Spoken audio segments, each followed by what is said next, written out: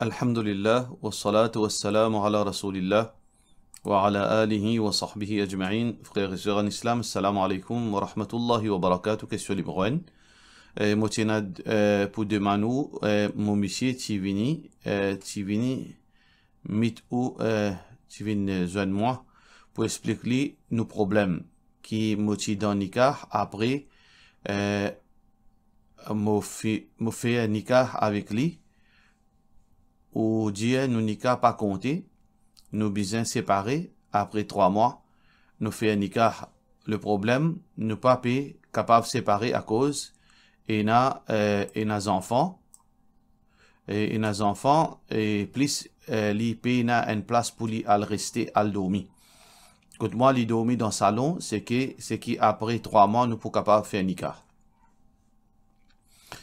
Alors mon résumé aux questions, c'est que ou tient madame mariée et on quitte ou monsieur sans finir la procédure talak et ensuite après quelques temps on finit marier avec sa monsieur là. Alors donc ça c'est un nikah, sa deuxième nikah là il pas compté parce qu'il y a deuxième madame mariée. Une madame mariée qui est mariée, son nikah pas compté. Alors donc chaque cas est spécifique, qui solution nous donner. Dans le cas si moi pas faire confusion parce qu'il y a plusieurs banques comme ça qui viennent contre moi. Ça veut dire on quitte au monsieur, il y a beaucoup l'année et on quitte au monsieur et pendant ça qui fin quitte au monsieur là, au monsieur pas encore de nous nikah, à moment là, pas encore de nous talak, là on marié, nikah là pas compté. Là c'était si moi pas faire erreur qui après ça, après un moment après au monsieur il n'a voulu au talak. Ça veut dire problème talak qui est réglé en tout et commissaire. Sauf que ça nikah là, il n'est pas compté. Deuxièmement, au finir les enfants. Alors, dans sa situation là, comment ouvrir au monsieur côté pour aller, qui pas pour faire contexte spécifique à où, si au monsieur n'a aucune place pour aller, il peut dans la case, s'il y a dans la case, côté son maman, il pas gain droit reste tout. Ça veut dire là, ça nikah là, il void, ou pas peut vivre dans nikah avec lui. Monsieur là, besoin quitter aller, elle reste côté son maman. Ou bien une place côté capable de rester, côté sa famille, côté son camarade. S'il n'y a aucune place, ni côté son maman, ni côté son frère, ni personne qui est capable d'accueillir lui, pendant ça, 3 menstruations pour terminer ou iddat, dans ce cas, alors là, besoin de trouver un moyen, si il n'y a aucun des autres moyens même, il est capable de dormir dans masjid. Il trouve une solution, c'est que un masjid, dans l'endroit, veut dire capable faire lui comprendre sa situation là. Il dormit dans masjid pendant sa 3 menstruations. Il pas habite tout. Il pas habite tout. Là au bout de sa 3 menstruations, pas 3 mois, c'est 3 menstruations. Après qu'il on gagne 3 coups de période, là où il date terminé, là ça qui vous fait, là où refait au nikah. Là où refait au nikah, là inshallah vous êtes capable de vivre ensemble. Question suivante. Salam alaikum, qui vous pensez le Aqida al-Asha'ira, jazakallah. Aqida c'est quoi? Aqida c'est toute bonne croyance qui nous suppose croire concernant l'islam. Croyance en Allah, croyance dans le prophète, croyance dans le jour dernier, croyance dans un ange, croyance dans le livre, dans le Coran, croyance dans destinée, dans Qadar, croyance dans paradis, dans l'enfer, dans Azab Kabar, croyance dans Allah subhanahu sifat, croyance dans tout bonne petite chose qu'Allah fin de nous croire dans le Coran. Tout ça croyance là ensemble appelle ça aqida. Alors, aqida qui est authentique, c'est ça qui le prophète sallallahu alayhi wa sallam fin enseigné. Ça qui Allah fin enseigne dans le Coran et ça qui le prophète sallallahu alayhi wa sallam fin enseigné dans ce sunnah. Ça c'est une croyance qui est valable. N'importe quelle croyance qui n'est pas cadrée avec le Coran, qui n'est pas cadré avec l'enseignement de Rasulullah sallallahu alayhi wa sallam, et n'importe quelle croyance qui est différente avec la façon de croire de ban sahaba, alors c'est une croyance qui est faussée. Soit les croyances sont catégoriquement fausses, soit que croyance sont capables et n'a certaines ban manquements là-dedans, ou bien certaines surplus dans croyance là. Alors pour cette raison, que nous musulmans, nous besoin tout le temps, rester dans la limite Coran et Sunna. Alors nous croyons, nous aqida c'est Coran, et sunna Rasulullah sallallahu alayhi wa sallam, ça qui est dans le Coran, croyance qui est dans le Coran, croyance qui est dans le sunna Rasulullah sallallahu alayhi wa sallam, comment ban sahaba fin comprend. Un point c'est tout. Alors, on peut dire aqida al-Asha'ira, Et il y a plusieurs différents types de croyances qui finissent surgir par la suite. Différents bandes savants qui, dans l'étude, finalement, il y a fin comprend en plus, il y a fin comprend en moins, il y a fin ajouter, il y a fin retirer, peut-être par erreur, peut-être victime de certains bandes manquements dans eux. Alors donc, insan res insan, nous pas suivre insan, nous suivre Allah et nous suivre Rasulullah sallallahu alayhi wa sallam. Alors définitivement, que ce soit croyance Asha'ira, Maturidiyya, n'importe qui les autres croyances encore qui existent, alors nous dire que meilleure croyance, c'est croyance qui trouve dans le Coran et qui trouve dans Hadith Rasulullah sallallahu alayhi wa sallam. Définitivement, dans les autres croyances, il y a soit une conception qui en plus, conception qui faussée, conception en moins, ban aqida et naïria. Question suivante. Salam alaikum, qui ban condition umrah? Est-ce qu'il est obligé de raser la tête quand elle fait umrah? Si pas raser la tête, est-ce qu'il umrah compté? Alors, dans umrah ou bien dans hajj, il y a deux options. Soit nous rasons la tête, soit nous taillons nos cheveux. Ça peut une divergence entre, veut dire, plutôt, c'est la majorité de ban ulama, cette opinion là. Soit qui nous rase la tête, soit qui nous taille nos cheveux. D'ailleurs, dans Surah Al-Fath, verset 27, Allah subhanahu wa ta'ala peut cause à deux options. Dans le Coran, la tadkhulunna al-masjid al-haram, Rasulullah sallallahu alayhi wa sallam peut gagner une bonne nouvelle depuis Allah, qu'ils ont pour conquérir Haram Sharif de Makkah, Inch'Allah, si Allah voulait, aminin, en sécurité, muhalliqina ru'usakum, et ils ont la tête rasée, veut dire quand ils ont fait umrah, ou muqassirin, et ou bien ils ont la tête taillée, ils ont les cheveux taillés. Alors tous les deux, les permissibles. Mais qui meilleur? Définitivement meilleur, c'est rase la tête. Peu importe que tu travailles, ou capable un ministre, ou capable, peu importe qui s'en là.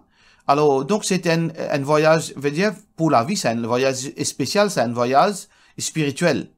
Alors donc, nous ne pouvons pas pour hésiter, nous ne pouvons pas pour honter, nous ne pouvons pas pour rien, parce que même non-musulmans connaissent qui appelle Umrah, qui appelle Hajj, qui appelle pèlerinage.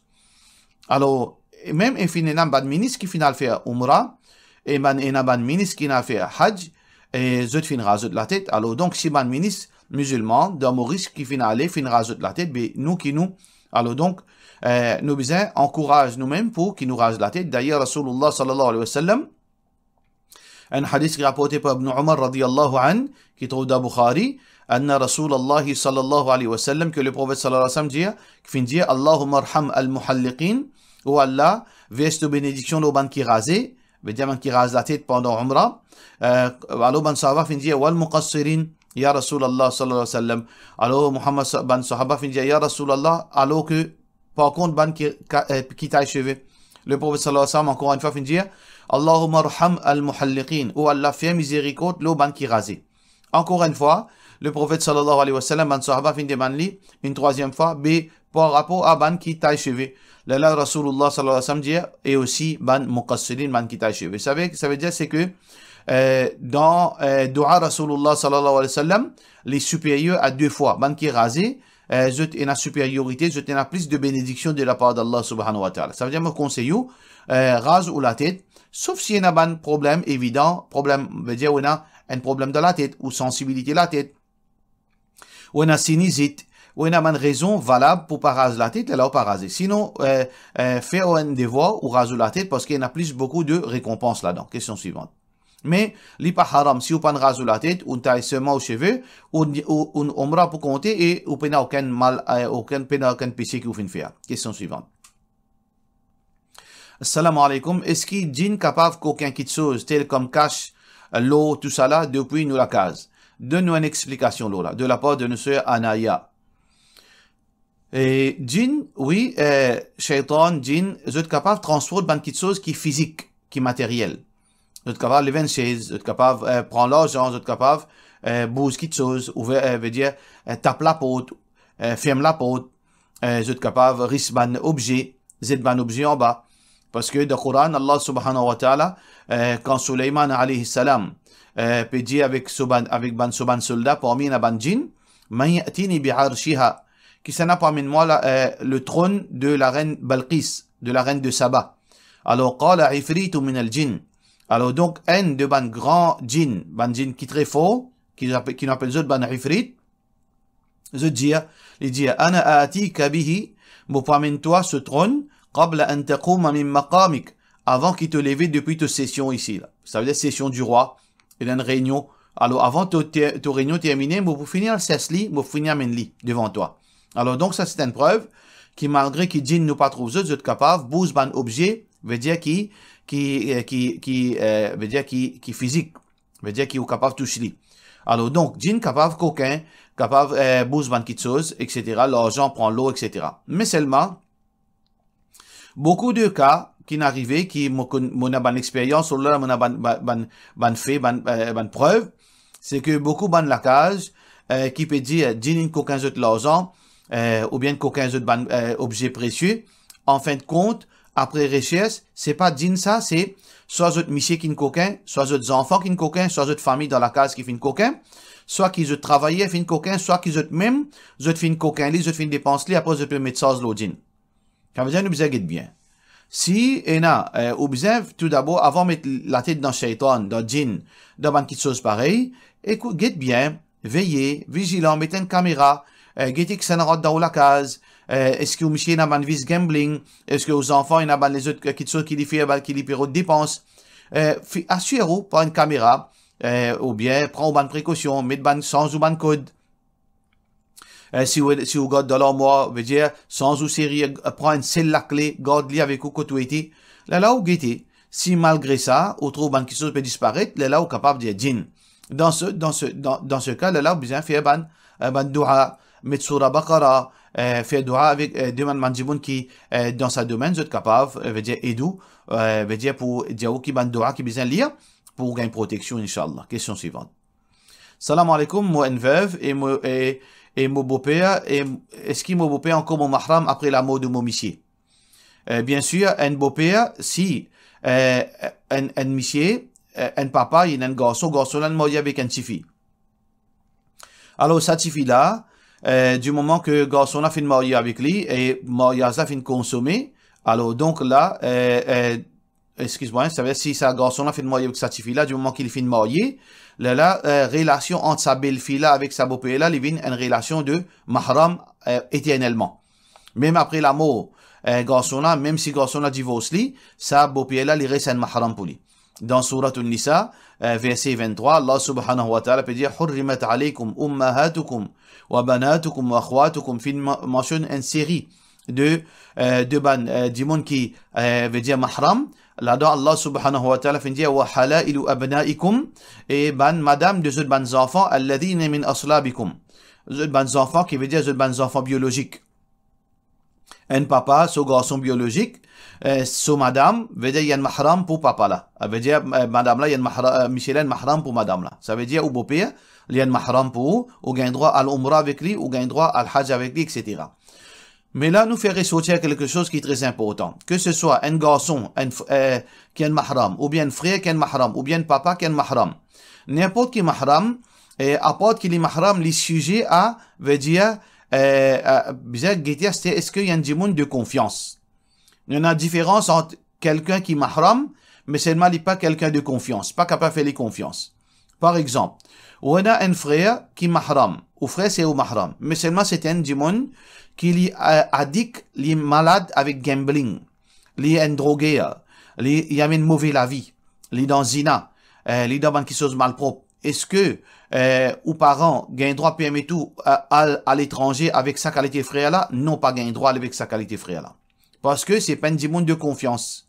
Alors donc, apporte que nous besoin pour quelqu'un, sa zone qui peut accompagner nous là, apporte qui nous guette, c'est pas il y a un mahram avec nous, nous besoin guetter s'il y a un monde digne de confiance qui n'est pas pour faire nous du tout dans aucune façon que ce soit.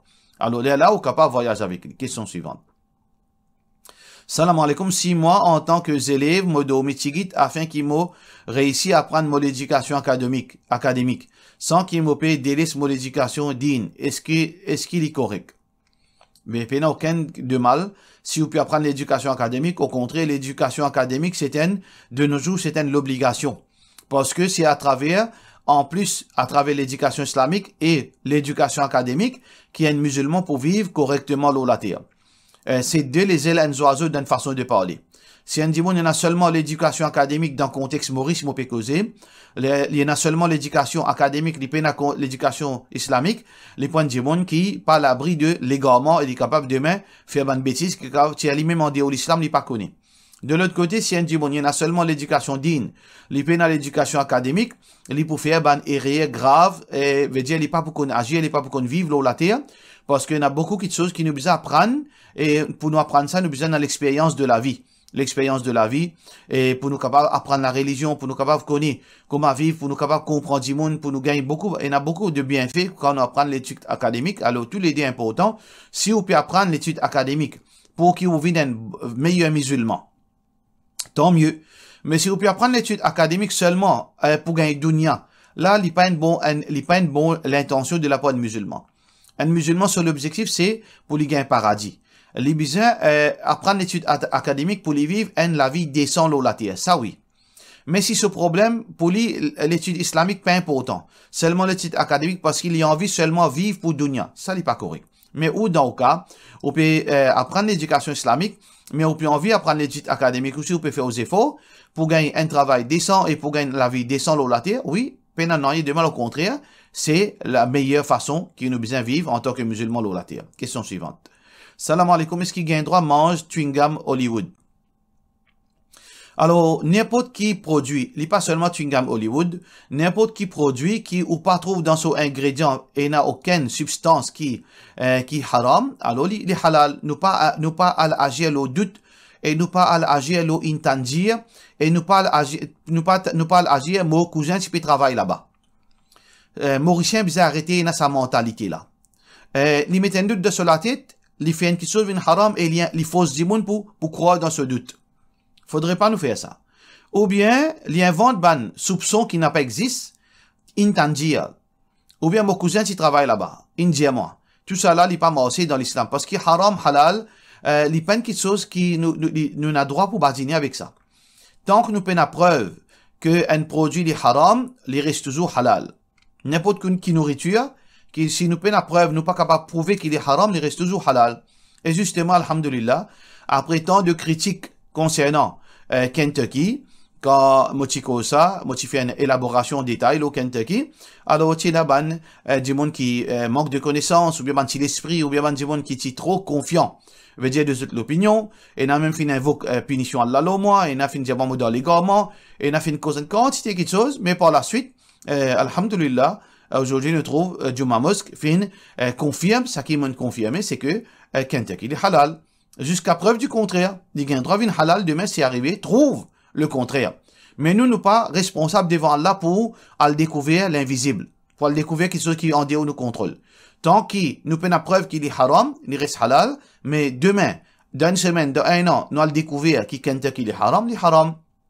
Pareil comme ça même, si jusqu'à preuve du contraire, nous n'avons aucune preuve que Hollywood est haram, veut dire il reste halal.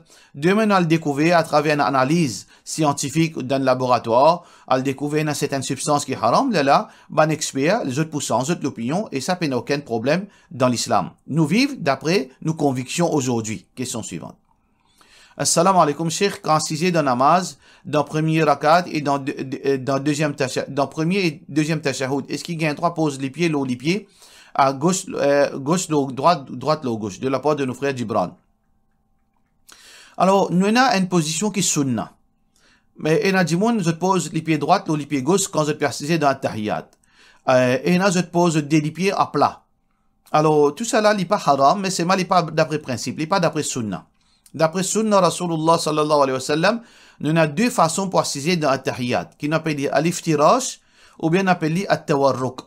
Iftirash veut dire, ou at-tawarruk, veut dire, si soit nous prenons les pieds gauche, nous assisons l'eau, nous les pieds gauche, nous assisons l'eau, veut dire, à côté de nous les pieds gauche, et nous les pieds droits, en position, veut dire, verticale. En position verticale. C'est-à-dire, comme ça. Soit que, nous prenons les pieds, veut dire gauche, nous passons en bas, nous assisons l'eau, nous la jambe, et nous les pieds droits, à la verticale pareil.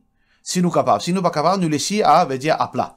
Alors ça c'est sunna, Rasulullah sallallahu alayhi wa sallam. C'est lui qui est capable de faire, il est bizarre pas faire négligence. C'est une question qui beaucoup de monde arrivé quand des autres, non, assise comme ça dans la salat, il n'est pas capable. Non, ou bien faire des efforts avant qu'il vous pas capable. Faire des efforts. Entraîne-nous doucement, doucement.